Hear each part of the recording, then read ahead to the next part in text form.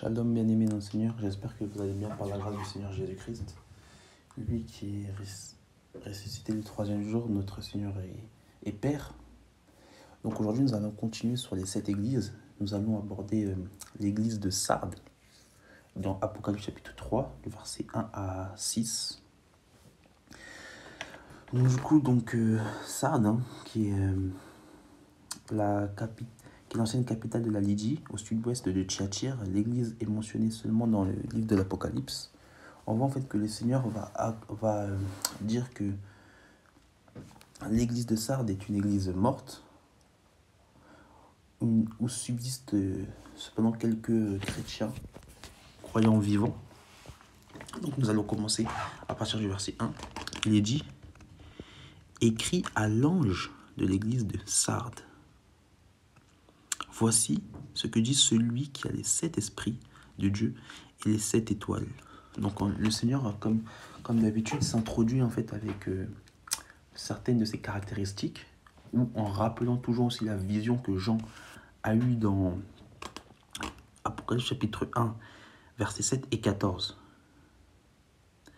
Et aussi le verset 20. On va lire Apocalypse chapitre 1, verset 7, verset 4, où il dira: Jean, aux 7 églises qui sont en Asie, que la grâce et la paix vous soient données de la part de celui qui est, qui était et qui vient, et de la part des 7 esprits qui sont devant le trône. Des 7 esprits qui sont devant le trône. Donc on voit en fait que au verset 1 du chapitre 3, on va parler des 7 esprits. Et après, il dira aussi des 7 étoiles. On peut voir au verset 20 ou même au verset 16, il dira: il avait dans sa main les 7 étoiles. Il avait dans sa main 7 étoiles qui symbolisent en fait encore une fois, au verset 20, le mystère de cette étoile que tu as vu dans ma main droite. Et les 7 chandeliers d'or, les 7 étoiles sont les anges des 7 églises. Donc on voit en fait qu'il dit: ce sont les anges des 7 églises. Des 7 églises. Qui symbolisent quoi? Le terme agélos en grec, soit habituellement traduit par ange, est souvent rendu par messager. Il désigne celui qui porte la parole divine à une église. Donc on comprend dans ce contexte que l'explication la plus possible est la suivante. Cette église avait envoyé des messagers pour prendre des nouvelles de l'apôtre, alors qu'il avait été en âge avancé et exilé à Patmos. C'est ce que les théologiens disent. Nous disons que c'est cette église, cet messager, cet ange, et nous disons que ces anges-là en fait symbolisent le Saint-Esprit. Mais nous en parlerons lors de la conclusion. Ça, c'est ce que les hommes interprètent, mais nous ne disons pas que c'est la saine doctrine. C'est pour vous donner un exemple, bien sûr. À partir du verset, toujours au verset 1, il va dire voici ce que dit celui qui a les 7 esprits et les 7 étoiles. Je connais tes œuvres et je sais que tu passes pour être vivant et que tu es mort. C'est un passage qui nous fait penser à 1 Timothée 5. 1 Timothée 5, verset 6. 1 Timothée chapitre 5. 1 Timothée 5, verset 6. 1 Timothée 5, 6. Excusez-moi, bien aimé, je prends le passage.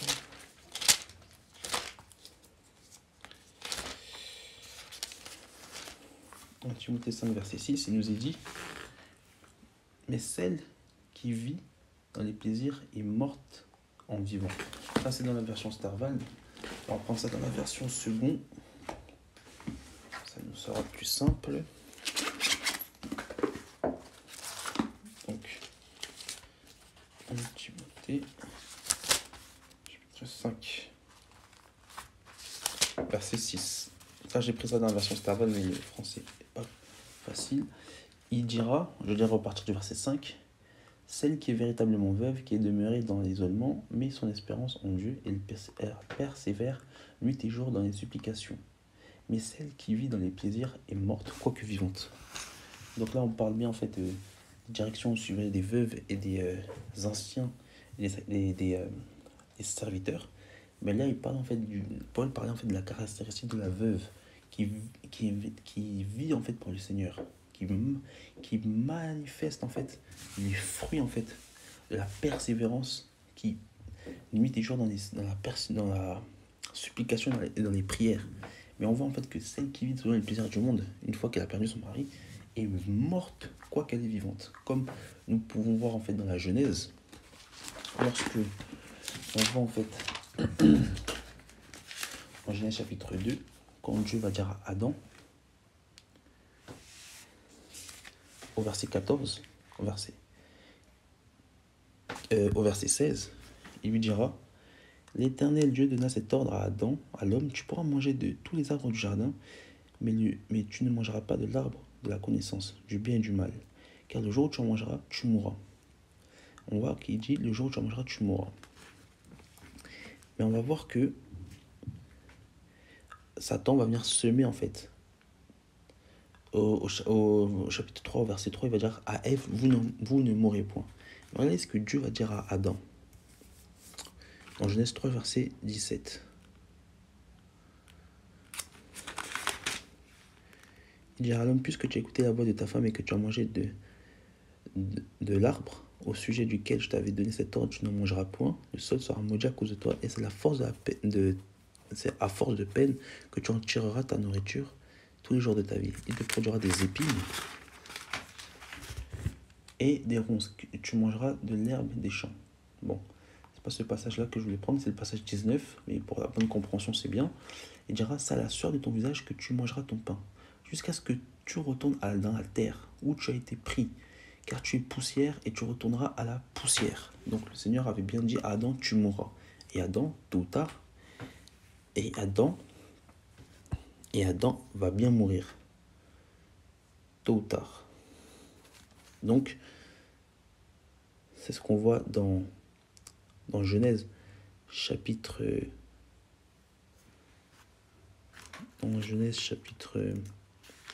5.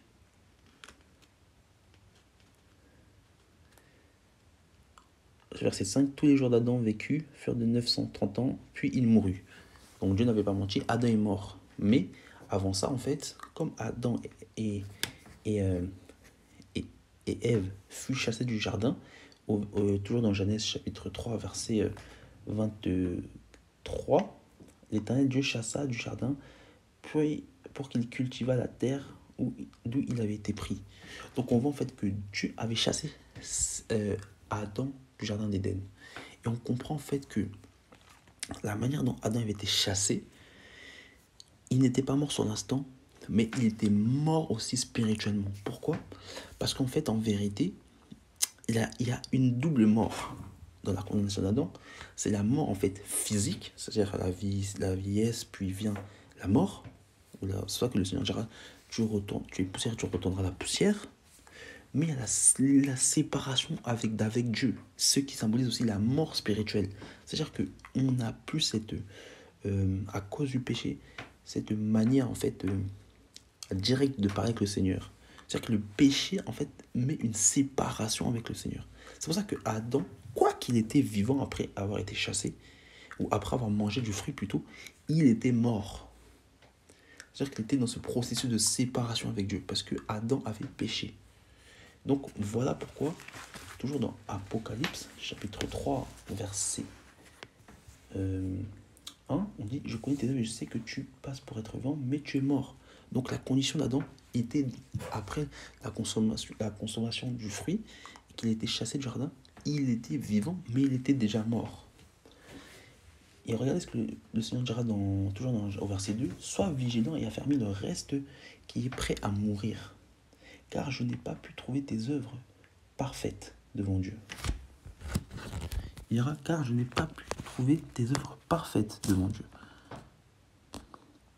C'est ce qu'il dit. Après, il dira, alors que dans Matthieu 5, verset 48, le Seigneur dira: soyez parfaits, comme le Père est parfait.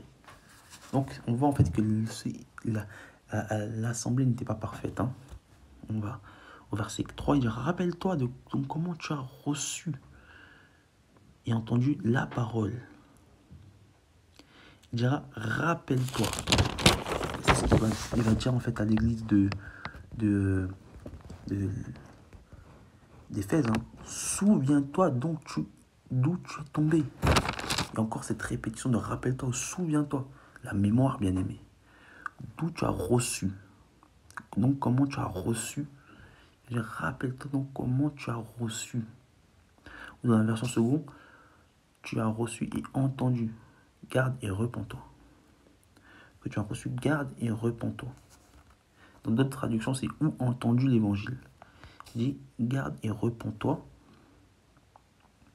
Donc, on voit la repentance que Dieu va dire en fait à l'église de Laodicée. Dans Apocalypse 19, il va dire, moi je reprends et je châtie ce que j'aime. Et donc du zèle.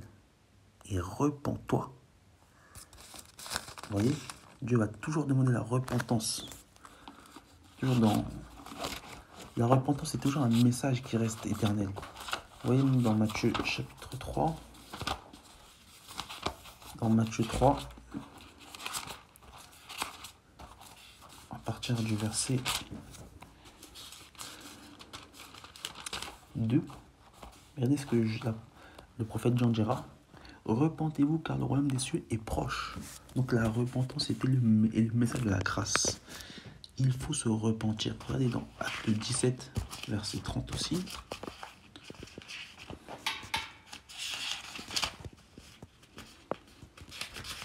Acte 17, verset 30.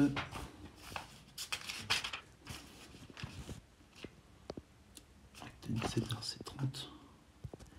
Dieu, sans tenir du temps d'ignorance, annonce maintenant que tout homme en tout lieu qu'il ait à se repentir. Donc, bien aimé, il faut se repentir. Comme Dieu avait demandé à l'église de Sardes, nous devons nous repentir des actes qu'on a commis. Aujourd'hui, c'est le temps de la grâce où nous devons nous repentir. Il va dire, si tu ne veilles pas, je viendrai comme un voleur. Et tu ne sauras pas à quelle heure je viendrai te surprendre. Vous avez vu, il dira, je viendrai comme un voleur. Regardez dans Apocalypse 16, verset 15, ce que le Seigneur va dire. Apocalypse 16, verset 15. Il dira, et voici, je viens comme un voleur. Heureux celui qui veille et qui garde ses vêtements, afin qu'il ne marche pas nu et qu'on ne voit pas sa honte. Vous voyez ça? Le Seigneur a dit ici, je viens comme un voleur. Dans Apocalypse chapitre 16, verset 15. Donc Apocalypse chapitre 24, dans Matthieu 24.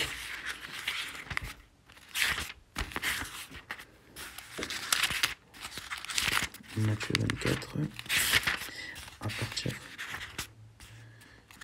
du verset 43, le Seigneur dira quoi? Sachez-le bien, si le maître de la maison savait à quelle veille de la nuit le voleur doit venir, il veillerait et il ne laisserait pas percer sa maison. Vous voyez? Il y a toujours cette notion de voleur. Regardez encore 1 Timothée chapitre 2. 1 Timothée chapitre 5.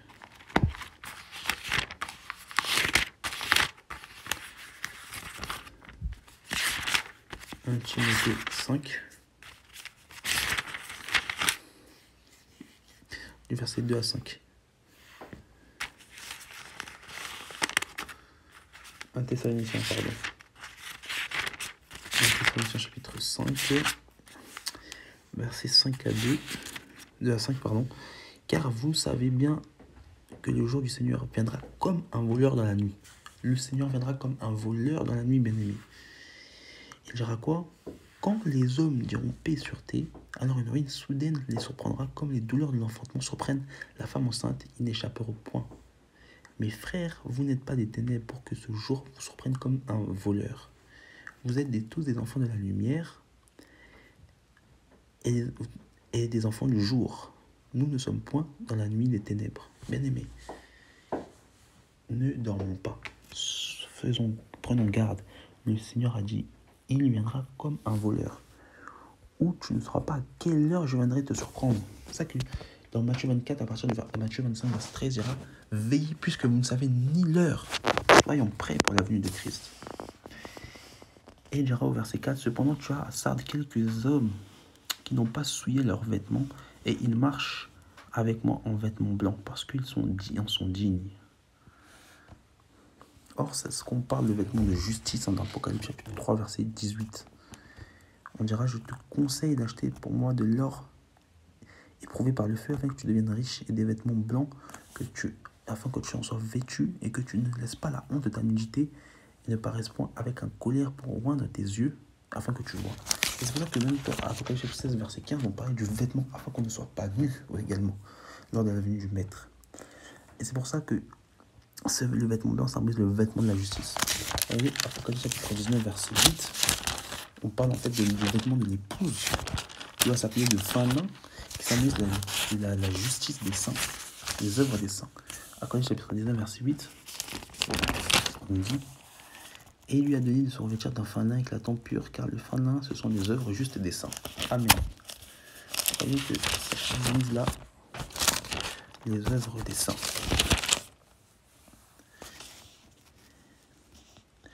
Il dira, celui qui vaincra, ainsi je ferai vêtu que des vêtements blancs. C'est ce qu'il a dit. Je le ferai vêtir que de vêtements blancs.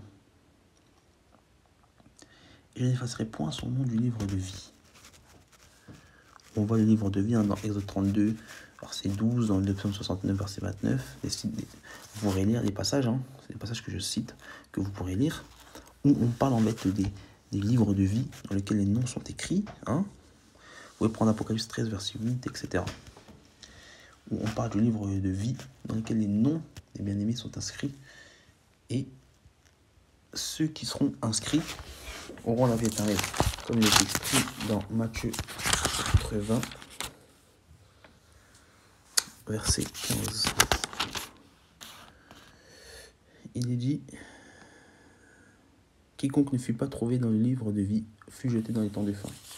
Voilà, telle est la conclusion de toutes choses pour ceux qui n'ont pas leur nom écrit dans le livre de vie. Donc j'ai cité des passages, si vous pouvez avoir une bonne compréhension, allez lire ces passages qui expriment un peu le livre de vie. Il dira quoi? Je confesserai son nom devant mon Père et devant ses anges. Pardon. Il dira, je confesserai son nom devant mon Père et devant ses anges. Et après cela, il dira que celui qui a des oreilles entende ce que l'Esprit dit aux églises. Donc nous voyons en fait que le Seigneur a donné cette récompense. Celui qui vaincra sera habillé de vêtements blancs. Comme en fait ceux qui iront dans la grande tribulation, qui n'auront pas été enlevés, seront vêtus de vêtements blancs. Comme il dit dans Apocalypse chapitre 7, verset 9. Après ça, je regardais et voici, il y avait une grande foule, et que personne ne pouvait compter, de toute nation, de toute tribu, de tout peuple et de toute langue. Ils se tenaient devant le trône et devant l'agneau, revêtus de robes blanches et des palmes. Écrit du même faute, le salut est à notre Dieu, qui est assis sur le trône et à l'agneau. Et Jean va dire, au verset 13, et l'un des vieillards prit la parole et dit, ceux qui sont revêtus de robes blanches, qui sont-ils? Et d'où sont-ils venus? Et je lui dis, mon Seigneur, tu le sais. Et il me dit, ce sont ceux qui viennent de la grande tribulation. Ils ont lavé leurs robes et ils les ont blanchis dans le sang de l'agneau. Donc on voit en fait que ceux qui auront une robe blanche, ce sont ceux qui vont participer à la grande tribulation. Donc on comprend en fait que l'église de Sardes et aussi la situation de beaucoup de chrétiens aujourd'hui qui sont morts, mais qui paraissent vivants. Et ceux qui seront entremêlés avec eux participeront à la grande tribulation et auront en fait les certaines en fait calamités, participeront à certaines calamités. Et comme Paul dira, il faudrait que certains d'entre eux soient sauvés au détriment du feu. Donc voilà, bien-aimés, comme le Seigneur a dit, que celui qui est vivant, que celui qui entend ces choses, que celui qui a des oreilles, entende ce que l'Esprit dit aux églises. Soyez bénis. Shalom.